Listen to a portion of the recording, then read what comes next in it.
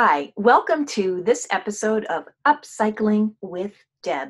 I'm your host, Deb Colameta. You can reach me at Deb Colameta on Instagram and Twitter, or you can contact me through the website, thedebsite.com. And you can find copies of my book there. My book went to #1 on Amazon. It's called Best Offer, Best Life. And today I wanted to share a little background about what happened when I wrote the book Best Offer, Best Life. Recently, I was interviewed by a publishing giant, Miss Martha Bullen, and I met Martha Bullen through a program that I was doing through the amazing Jack Canfield, who is extraordinary. He's a Guinness Book of World Records best-selling author.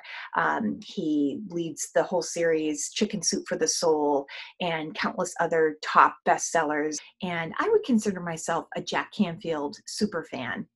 So my path crossed with Miss Martha Bullen, and recently she interviewed me about the process of writing my book so that other aspiring authors might be able to benefit from my story.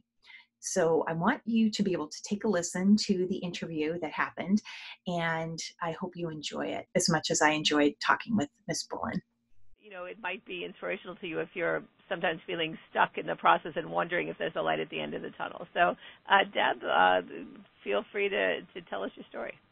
Oh, great. Well, first of all, I'm a huge fan of yours. I feel like I've listened to so many of your interviews with authors through the program, and I've really been inspired by your interviews, and I find these monthly calls really helpful. So thank you. Thank you so much. Well, that's lovely feedback. I was in the throes of writing, finishing up the first draft of my book, which is called Best Offer, Best Life. And it's a book about how my husband and I made thousands of dollars through online yard sales. And we wanted to teach other people how to do this too. And like you said, to your point about ideally publishing self-help books and how-to books in the beginning of the year, right. At the beginning of this year in particular, there seemed to be a craze for purging and minimalization, and sure. There were several shows that came out regarding how to purge your house and get rid of things. But I saw that they were not discussing what to do with the stuff once you minimize. Oh, interesting. So what do you suggest?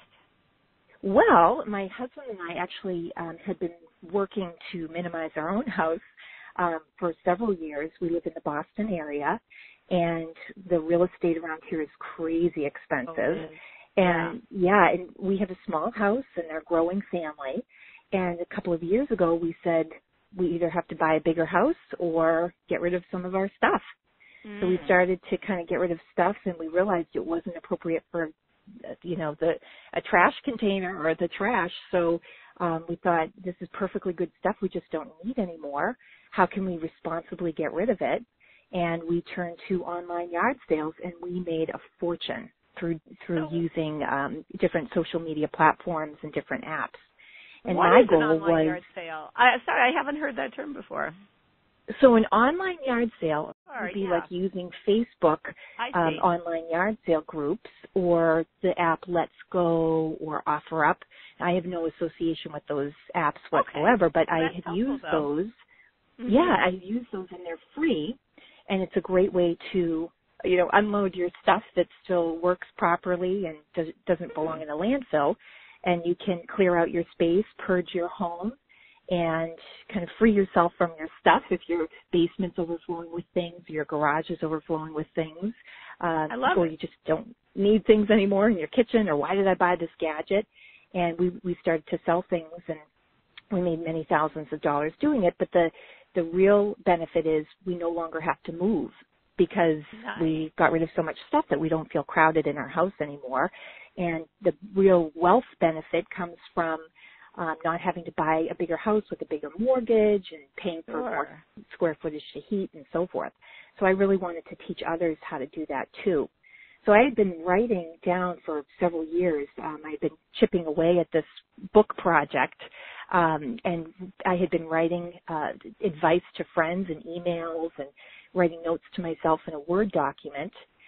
And had always had it in the back of my mind that I wanted to turn it into a book, but I have 2 small children, and that just, it felt like it was an insurmountable obstacle to just put this on paper and get it written.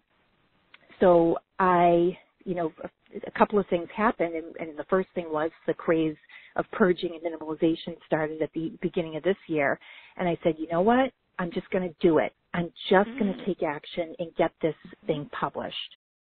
I put my whole heart and soul into this book. I really cranked it out, and it became a #1 best-selling book in its category on Amazon. Very and nice. Thank you. I did choose to self-publish, and I loved how Mr. Harrison went through the options of having a publisher or self-publishing. I really felt called to self-publish, and I knew it would be a lot more work because Mr. Harrison had outlined that in the program. So I knew it would be more work. I didn't know that I was signing up for so much more work, and I think that the learning curve is such that if I did it again, I have so many things in place now that I learned that I wouldn't have to experiment with, the next time around. Who would I get to edit the book? That was a long process. The timelines, you had just said that it could take 3 months to get the book published. Right. Absolutely true. Me, as a novice, I was thinking, the Amazon website says you can upload it and it's available the next day.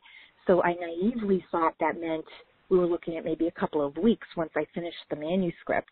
And it was, writing the book was one thing, but the editing part of it was what I had no idea that it would take so much, effort, and it would take a lot out of me just to get it edited properly. And I was so inspired and encouraged by the program to make sure that I had it professionally edited. Oh, excellent. I'm so glad. That's such an important step. Well, that is marvelous. I really appreciate this testimonial, and I'm going to share this with Steve because it's a great story. Oh, excellent. Thank you. And so what are your plans next? I don't see myself as, being making $1 million teaching people how to sell their things online, but this is going to help me, this book and this whole process, not just the publishing the book, yep, it's done, but the marketing of it, the selling it, the getting out there, the getting the rejection, moving on, meeting new people, hearing good feedback about the book. All of this helps me to cut my teeth in the publishing and the speaking arena. So it's been a wonderful, experience for me from that standpoint as well. Well, I'm absolutely delighted. So I'm sure that the other listeners on the call will feel, newly motivated and inspired to keep going. I know that there's so many people out there who are struggling.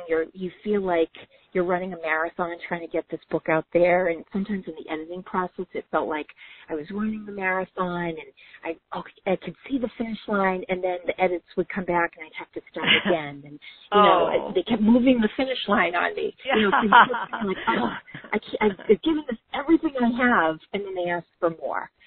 It's so worth it to just stick with it, and you set yourself apart from your peers just by having done this. And I have 2 little kids. I run around to soccer practice, dance lessons, getting the meals on the table. I work full-time hours. I own my own business, and I teach.